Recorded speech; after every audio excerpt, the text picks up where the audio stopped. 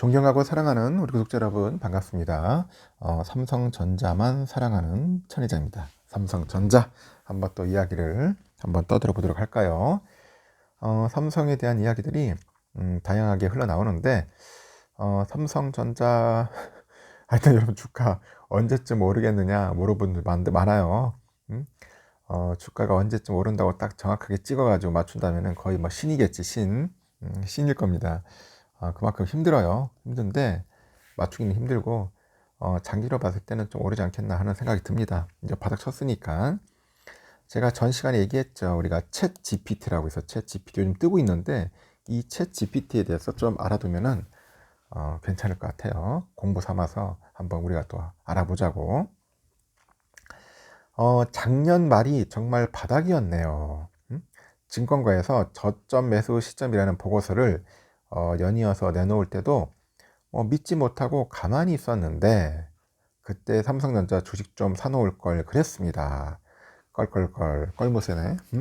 그러니까 바닥일 때 좀 많이 샀으면 좋았을 텐데 우선주 막 5만전자 깨지고 4만전자 갈 때 그냥 멀뚱멀뚱 쳐다보다가 다 지나가 버렸지. 경기도 수원에 사는 분인데 개미예요. 개미인데 그분이 이제 한 하수연이에요. 일단 그 모 씨가 그 망설이는 동안에 지난해 29일 55,300원이던 최저점 찍은 삼성전자 주가 벌써 63,800원까지 갔어. 쉽게 말해서 뭐 하다가 보니까 벌써 15.4%나 올란 거야. 15.4%나 올랐더라. 불과 한 달 조금 넘는 기간인데 작년 한 해 삼성전자 주가가 29.9% 떨어질 때 개미들은 주가 전망에 대한 충분함에서 정확한 정보에 목말라 하면서도 손해를 볼 수밖에 없었겠죠. 계속 빠지니까 당황스러웠을 거야. 주가 전망치에 대한 정교하고 이 정확한 정보를 개미들에게 제공할 수 있을 것이다. 그런 기대감을 안고요. 그 5일날 보니까 헤럴드 경제에서 최근에 전 세계적인 관심을 끌고 있는 인공지능 AI죠. AI 챗봇, CHAT입니다. 챗봇 GPT. 이 GPT한테 삼성전자 등 주요 그 주식 종목의 추이 그리고 사업 전망 등에 물어보는 거야. 우리 AI한테 물어보는 거야. AI 사람한테 물어보는 게 아니고 차라리 그냥 AI한테 물어보자. 뭐 그런 얘기를 하는 것 같습니다. 결론적으로 보니까 삼성전자의 주가 흐름에 대한 전망하고 이 관련된 질문들에 대해서 챗 GPT는 명확하지 않는 그런 원론적인 답변만을 내놓았습니다. 우선 올해 2월 달에 삼성전자의 그 주가 흐름에 대한 전망에 대해서 경제 산업 분석과 기업의 경영 성과 등의 영향을 받는 만큼 예측을 할 수 없다고 합니다. 예측 불가라고 하네요. 할 수 없다. 지난달 삼성전자 주가 급등 후 추가 매수 여부에 대한 질문에는 그 개인의 적절한 투자 전략이 필요하다는 입장을 내놓았습니다. 투자 전략이 필요하다. 그리고 올해 2월에 현재 삼성전자의 그 주식의 고평가, 저평가 여부에 대해서도 개인의 판단과 각종 요인에 따라 다르다며 직접적인 답변을 피하네요. 이렇게 관련 정보를 충분히 수집하고 전문가의 조언을 참고하라는 것인데 하여튼 그 세 가지 질문에 대해서 챗 GPT의 공통적인 대답이었다. 그런 이야기가 있습니다. 그 자신한테 얘기해요. 자신에게 한 2,000달러, 247만 원이 있다는 상황을 전제로 해가지고 그 한국 증시하고 그 미국 증시 중 어디에 투자를 할까요? 이렇게 하니까 물어보는 거죠. 그리고 삼성전자 주식과 테슬라 주식 중 어디에 투자할 것인가 물어봤습니다.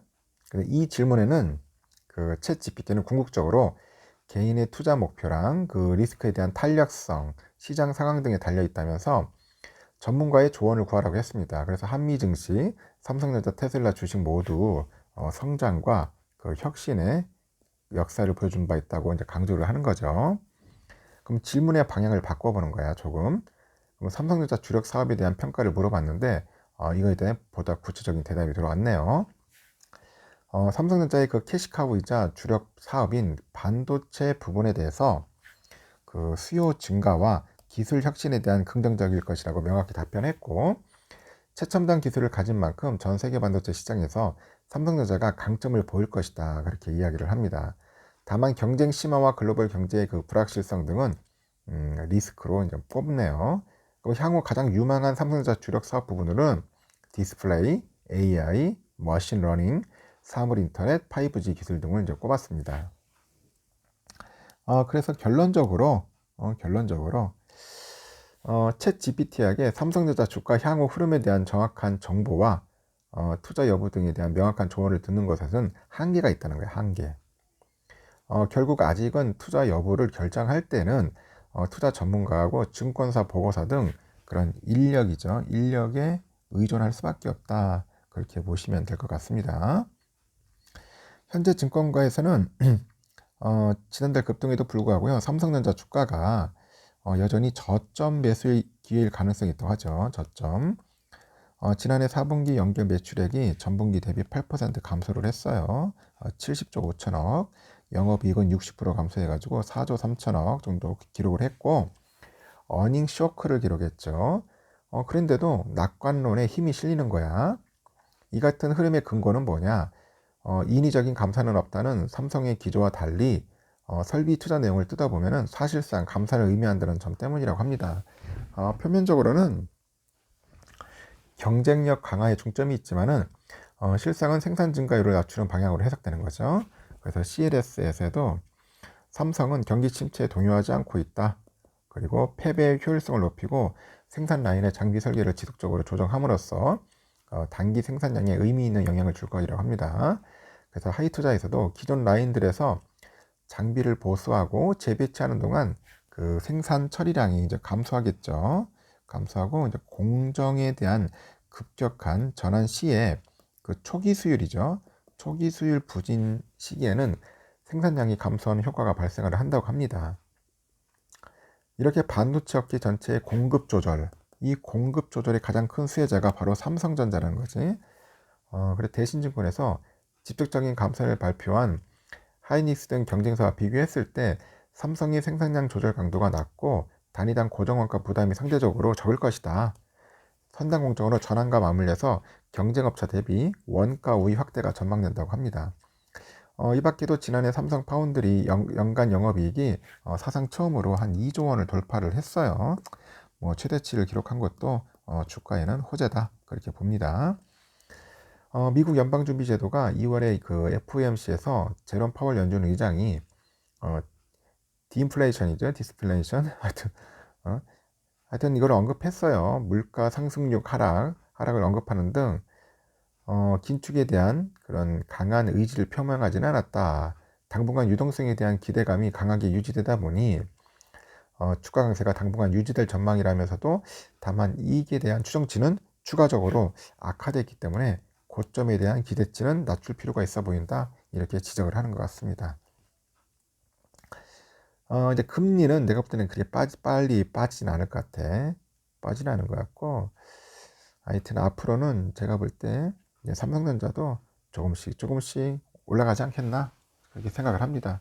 이제 6만 전자도 이제 아쉬울 거예요. 이제는 좀 더 7만 전자, 8만 전자 갈 겁니다. 다시 복귀하게 돼 있어요, 여러분. 빠진 만큼 올라간 만큼 떨어지면 다시 또 복귀하게 되는 거니까 그렇게 하시고 이 삼성만한 기업이 그렇게 흔치 않습니다. 알겠죠? 참고하시고 일단은 여러분들 그렇다고 해서 너무 몰빵하라는 건 아니야. 절대로 그렇게 무리하게 할 필요는 없습니다. 일단 여기까지 하겠습니다. 요즘은 그 챗 GPT에 대해서 많은 것을 또 배우네요. 제가 한번 기회 되면은 이 부분에 대해서도 한번 좀 더 심도 있게 다뤄보도록 하겠습니다. 감사합니다. 좋은 하루 보내십시오.